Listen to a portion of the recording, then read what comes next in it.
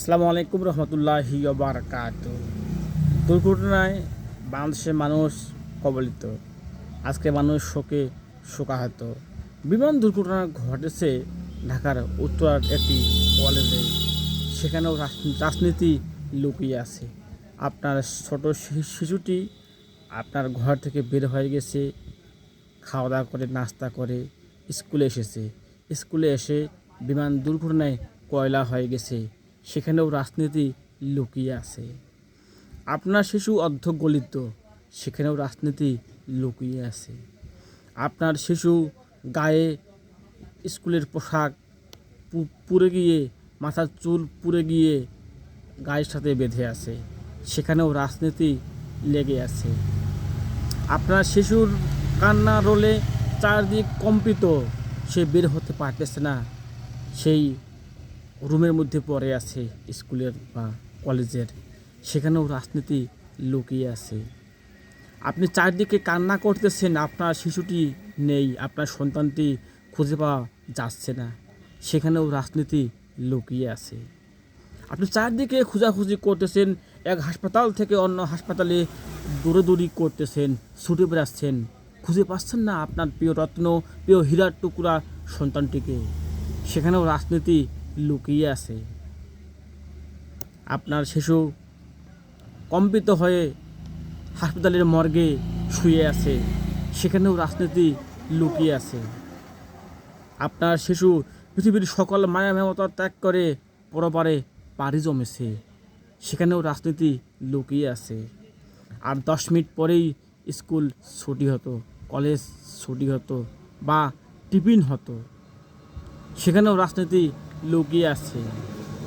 আপনার সন্তানটি চিরদিনের জন্য ছুটি নিয়ে সে চলে গেছে পরপারে, সেখানেও রাজনীতি লুকিয়ে আছে।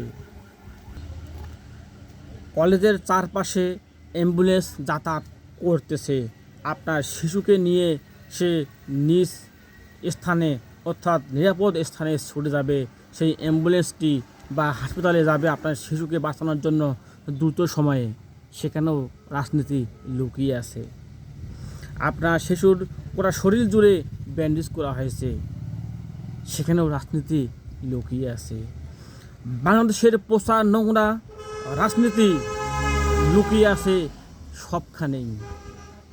আপনার বুকের ধন মানিক সোনা রতন্য, সেই সন্তানটি পৃথিবীর চিরতরে বিদায় নিয়ে চলে গেছে, সেখানেও রাজনীতি লুকিয়ে আছে। বাংলাদেশের পোষা নোংরা আবর্জনা জনিত রাজনীতিবিদদের রাজনীতি সেখানেও লুকিয়ে আছে।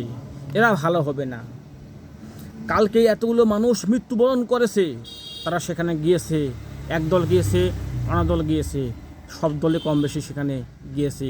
একদল বলতেছে আপনারা কী জন্য এখানে এসেছেন, সেই দল বলতেছে আপনারা কেন এখানে এসেছেন। শুধু রাজনীতিবিদরা সেখানে গিয়েছে নিজের রাজনীতির ফায়দা লুটানোর জন্য। তারা গিয়ে কি কোনো উপকার করতে পেরেছে? না। যেটা উপকার করতে পেরেছে সেখানে স্থানীয় ছাত্র জনতা, সেখানে স্থানীয় বাসিন্দা, সেখানে স্থানীয় মানুষজন, সেনাবাহিনী, র্যাব, বিজিবি এবং যে বা যারা সংশ্লিষ্ট কর্তৃপক্ষ ছিল, তারাই সাহায্য সহায়তা এগিয়ে এসেছে। শুধু রাজনীতিবিদরা সেখানে গিয়েছিল ভিড় জমাতে, রাজনৈতিক ফায়দা নিতে। তারা সেখানে গিয়েছিল গ্যামজাম করতে। এই হচ্ছে রাজনীতিবিদ। বাংলাদেশের পোষা নোংরা আবর্জনা জনিত বাংলাদেশের রাজনীতি কবে ভালো হবে, সেটি বাংলাদেশের মানুষের প্রশ্ন। কবে এতগুলো মানুষের জীবন যাওয়ার পরেও সেখানে মানুষজন খুঁজে বেড়াচ্ছে তার সন্তানটিকে, প্রিয় সন্তানটির তার খোঁজ নেই। আর রাজনীতিবিদরা সেখানে যাচ্ছে, ভিড় করতেছে, গ্যামজাম করতেছে এবং সেখানে দাঁড়িয়ে আছে এবং ছবি তুলতেছে এবং মানুষজনকে সেখানে আসতে মানা দিচ্ছে। সেখানে তারা দল বল নিয়ে শোডাউন দিচ্ছে, তারা সেখানেও রাজনীতি করতেছে। সবখানে রাজনীতি, লাশের রাজনীতি বাংলাদেশে কবে বন্ধ হবে? রাজনীতিবিদদের শুভবুদ্ধির উদয় কবেই হবে? দেশপ্রেমিক রাজনীতিবিদ আমরা কখনো পাবো না।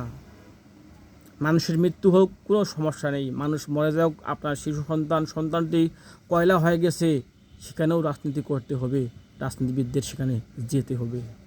এই হচ্ছে পোষা নোংরা আবর্জনাজনিত বাংলাদেশের, আমাদের প্রিয় মাতৃভূমির বাংলাদেশের রাজনীতিবিদদের রাজনীতি।